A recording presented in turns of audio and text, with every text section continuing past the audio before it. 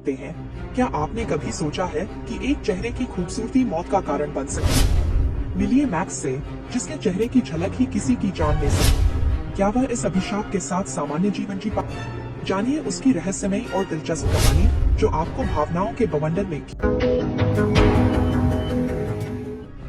16 वर्षीय मैक्स को एक मनोचिकित्सक के कार्यालय में दिखाया गया। उसकी हालत अजीब है। जो लोग उसका चेहरा देखते हैं, उनकी मौके पर ही मौत हो जाती है।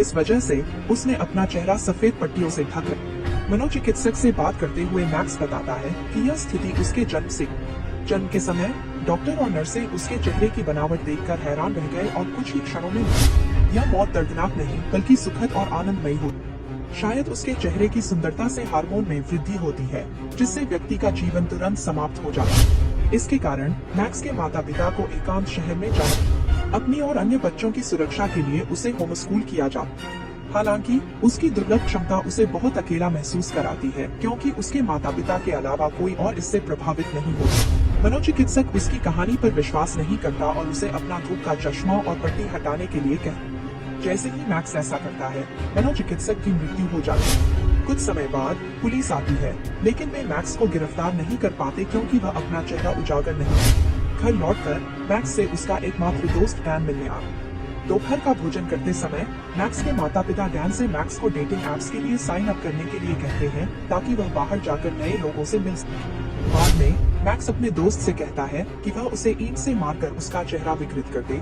जिससे उसकी स्थिति खराब हो सके। हालांकि डैन का दावा है कि यह प्रभावी नहीं होगा, क्योंकि उन्होंने पहले भी ऐसा करने की कोशिश की।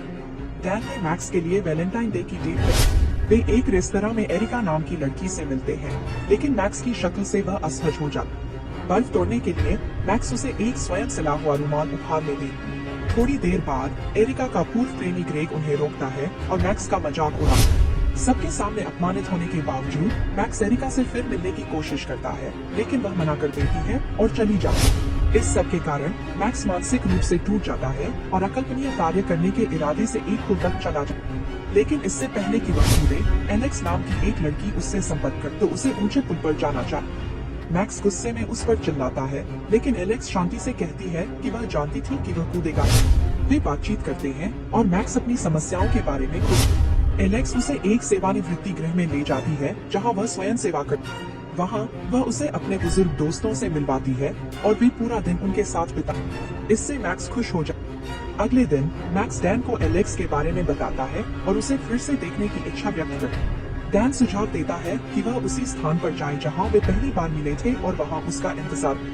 सौभाग्य से वह उसे फिर से देखता है और उसे उसके साथ कुछ और समय बिताने के लिए मना लेता है। वे एक दुकान पर जाते हैं और ढेर सारी मिठाइयाँ खरीदते हैं। फिर बाथटब को कैंडी से भरकर उसमें बैठ जाते। दोनों के बीच जुड़ाव बढ़ता है और मैक्स अपनी दुर्लभ स्थिति साझा करता है। बदले में एलेक्स अपनी दुर्लभ हृदय रोग के बारे में बताता है। जैसे जैसे दिन बीतते हैं, वे करीब आते हैं और एक दूसरे की कंपनी का आनंद लेने लगते। एक दिन दोनों सिनेमा हॉल में जाते हैं, जहां वे नशे में धुत होकर फिल्म का आनंद लेते हैं। मैक्स के माता पिता एक विनिमय छात्रा यूशिन का परिचय कराते हैं, लेकिन मैक्स की कोई दिलचस्पी नहीं। बाद में वे जंगल में कैंपिंग यात्रा की योजना बनाते।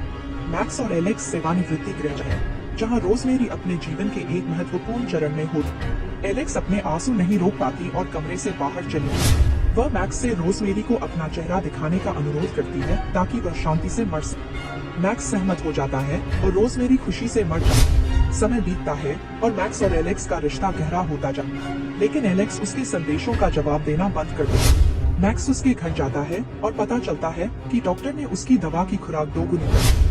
मैक्स उसे एक पार्टी में ले जाता है, जहां डैन भी मौजूद है। पार्टी में ग्रेग फिर से मैक्स का मजाक उड़ाता है और उसके चेहरे का मुखौटा हटा देता है, जिससे डैन की प्रेमिका की मौत हो जाती है। मैक्स को गिरफ्तार कर लिया जाता है। जेल से जमानत मिलने के बाद मैक्स अस्पताल जाता है और एलेक्स की गंभीर हालत के बारे में जानता है। एलेक्स की आखिरी इच्छा होती है कि वह उसका चेहरा देख सके और शांति से मर सके। मैक्स इससे इनकार कर देता है और घर लौट, लेकिन डैन की सलाह पर वह एलेक्स से मिलने का फैसला करता है। मैक्स अस्पताल जाता है और एलेक्स के वार्ड को सजाता है। वह उससे माफी मांगता है और उसके पहले अनुरोध को पूरा करने के लिए सहमत हो जाता है। वह अपना चेहरा दिखाता है और एलेक्स खुशी से मर जाता है। एलेक्स के अंतिम संस्कार के बाद मैक्स उसी पुल पर जाता है जहां वे मिले थे और नदी में उसकी पसंदीदा चॉकलेट फेंक देता है। अदालत द्वारा हत्या के आरोप हटने के बाद मैक्स का जीवन सकारात्मक मोड़ ले।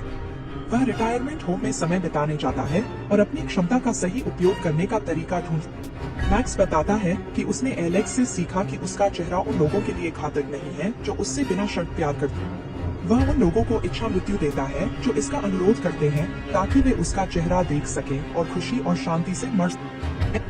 एलेक्स ने उसे सबसे महत्वपूर्ण सबक सिखाया, उसका चेहरा उन लोगों के लिए घातक नहीं है जो उससे बिना शर्त प्यार करते हैं। अब मैक्स ने अपनी अनोखी क्षमता का सही तरीका खोज लिया है।